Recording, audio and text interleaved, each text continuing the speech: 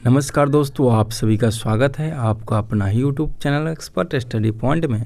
तो इस वीडियो में सिंधु नदी या सिंधु जल संधि भारत और पाक के बीच में जो संबंध है उस आजकल बहुत ही चर्चा में चल रहा है। चलने का कारण है पहलगाम अटैक जो हुआ था उसको लेकर ये विवादित में अभी चल रहा है।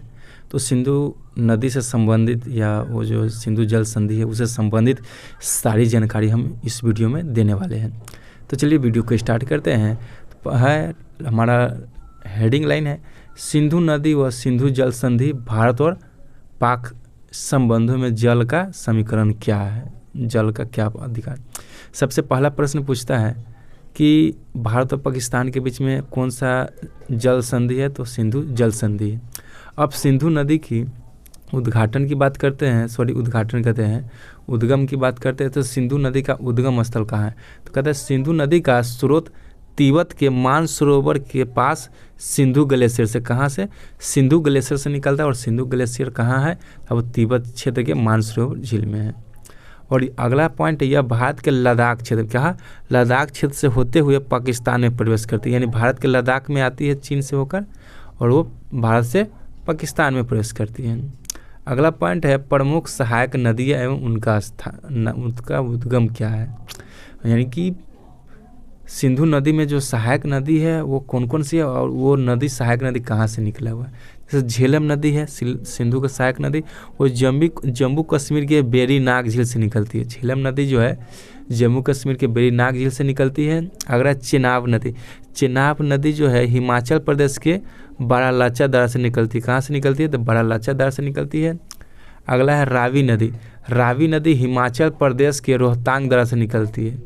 रावी नदी जो है रोहतांग दर्रा से निकलती है हिमाचल प्रदेश की। अगला है ब्यास, ये जो ब्यास नदी है कुल्लू हिमाचल प्रदेश से निकलती, कहाँ, कुल्लू हिमाचल प्रदेश से। तो सिंधु के सहायक नदी झेलम हो गया, चिनाब हो गया, रावी और ब्यास हो गया, वो आगे सतलुज है। अगला सहायक नदी उसका सतलुज है। तो सतलुज जो है ना तिब्बत के राकसताल झील से निकलती, कहाँ से निकलती है, तो राकसताल से निकलती है। अब बात करते हैं सिंधु जल संधि के बारे में। क्या बात करते हैं, तो सिंधु जल संधि। तो सिंधु जल संधि तारीख जो है 19 सितंबर 1960 को, 19 सितंबर 1960 को सिंधु जल संधि हुआ था। स्थान कहाँ था, कराची पाकिस्तान में हुआ था। कहाँ पे हुआ था, कराची के पाकिस्तान पे। हस्ताक्षरकर्ता कौन ने उस पर हस्ताक्षर किया था उस संधि पे, तो भारत की ओर से पंडित जवाहरलाल नेहरू थे। भारत की ओर से कौन थे, तो पंडित जवाहरलाल नेहरू थे। जबकि पाकिस्तान की ओर से जनरल यकूब खान थे। कौन थे, जनरल यकूब खान थे। ऐसे मध्यस्थता कौन किया था, तो विश्व बैंक जो थे मध्यस्थ और गारंटर के रूप में हुए थे, वो गारंटर इसका थे और मध्यस्थता कराए थे। जल बंटवारा की बात करें तो जल का बंटवारा कैसे होगा, तो कहता है पूर्वी नदी है। जैसे सिंधु नदी में दो नदियाँ यानी दो दिशाओं से मिलती है, वो पूर्व ओर से, वो पश्चिम से ओर से। तो पूर्व नदियों से सतलुज, ब्यास और रावी भारत के पूर्ण अधिकार है। ये तीनों नदी पे भारत का पूर्ण अधिकार है। अगला है पश्चिमी नदियाँ सिंधु, झेलम, चेनाब, ये पाकिस्तान को प्रमुख उपयोग के लिए होता है। अगला संधि के अनुसार भारत को पश्चिमी नदियाँ जैसे सिंधु, झेलम और चेनाब के जल पर लगभग 20% उपयोग करेंगे। भारत जो है सिर्फ 20% उपयोग करेंगे ये सिंधु, झेलम और चेनाब नदी पर, बाकी 80% जो है वो पाकिस्तान को मिलेगा। कहता है यह अधिकार पूरी तरह से गैर खपत उपयोग तथा कुछ सीमित खपत योग कार्य के लिए ही सीमित है। अगला है 5वां पॉइंट में बात करते हैं। अगला है कि पाकिस्तान की सिंधु जल पर निर्भरता कैसा है। पाकिस्तान का 80% कृषि क्षेत्र सिंधु पर ही निर्भर करता है। उसका 80% तो पाकिस्तान ही यूज करेगा उस पानी का, लेकिन कृषि का भी जो है ना वहाँ पाकिस्तान में जो भी कृषि होता है वो 80% भाग इसी नदी पे वो आश्रित रहते हैं।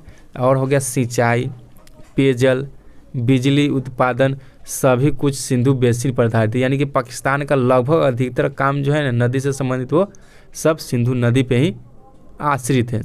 अगला आर्थिक व सामाजिक संरचना सिंधु नदी पर ही उसका टिका हुआ आर्थिक और सामाजिक संरचना हो गया, सब उसके आर्थिक सिंधु नदी पर ही टिके हुए हैं। अगला अगर संधि हट जाए तो क्या होगा। अगर संधि ये बंद हो जाए तो क्या होगा, पाकिस्तान में गंभीर जल का संकट हो जाए, क्योंकि 80% जल आपको सिंधु नदी से ही मिलता है। अगला खरीफ और रबी फसल, दोनों फसल जो होती है वो पूरी तरह से प्रभावित होंगे। बिजली का संकट आएगा, आर्थिक अस्थिरता भी उस पर आ जाएगी और सामाजिक तनाव की आशंका भी उसके पास बनी रहेगी। अगला है, क्या भारत सिंधु जल को अचानक रोक सकता है? मोदी ने कहा है कि सिंधु जल को हम अभी निरस्त करते या स्थगित करते, तो क्या भारत सिंधु जल अचानक रोक सकता है? तकनीकी रूप से संभव नहीं है, पूर्णतः रोक नहीं सकते हैं। इसको रोकने के लिए आपको क्या चाहिए, तो बड़े डैम या जल संग्रहण संरचना पहले से तैयार रहना चाहिए, लेकिन तैयार नहीं है पूर्णतः। अंतर्राष्ट्रीय दबाव और भौगोलिक सीमाएं बाधा आ सकती है, अगर पूर्णतः बंद करेंगे तो अंतर्राष्ट्रीय दबाव है, भौगोलिक सीमाएं और बाधा आ सकती हैं। अगला है, भारत धीरे धीरे run of the river project और छोटे बांध बना सकता है। उसमें से उस नदी से हम छोटे छोटे रिवर मतलब नदी बना सकते हैं, छोटा बांध उस नदी से हम बना सकते हैं। अगला है, कहता है क्या भारत सिंधु जल का पूरा उपयोग कर सकता है? तो नहीं, कई परियोजनाएं अभी अधूरी है। जब तक पूरा परियोजना नहीं बन सकता है तब तक हम सिंधु नदी को पूर्णतः प्रयोग में नहीं ला सकते हैं। अब अगला है शाहपुर कांडी डैम्स। हमारा जो अभी बन रहा है उस जल को कम करने के लिए या उपयोग करने के लिए शाहपुर कांडी डैम बन रहा है, उर परियोजना बन रहा है, रावी ब्यास लिंक बन रहा है। भारत अब रणनीति बदल रहा है, हमारे जो भारत है अब वो रणनीति बदल रहे हैं ताकि अपने 10% अधिकार का पूरा लाभ ले सकते हैं। हमारा 10% था, उसका भी हम अभी पूरा लाभ नहीं ले रहे थे, उस लाभ को पूरा लेने के लिए कई सारे परियोजना चल रहे हैं। अब अगला है, भारत ने 23 अप्रैल 2025 को सिंधु जल संधि को स्थगित कर दिया है। इसे पूरी तरह से रद्द नहीं किया, सिर्फ स्थगित किया गया। क्या किया गया? सिर्फ इसको सस्पेंड किया गया है, लेकिन इसको पूरी तरह से रद्द नहीं किया गया है। यह निर्णय जम्मू कश्मीर के पहलगाम में हुए आतंकी हमलों के बाद लिया गया, जिसमें 26 पर्यटकों की मृत्यु हुई थी। अब लगभग 28 पर्यटकों की मृत्यु हो चुकी है। ठीक है। अगला है, यह पहली बार है जब भारत ने सिंधु जल को स्थगित किया है, जो अब तक के 3 युद्धों के बावजूद प्रभावित रही है। पहली बार भारत ने ऐसा कदम उठाया है।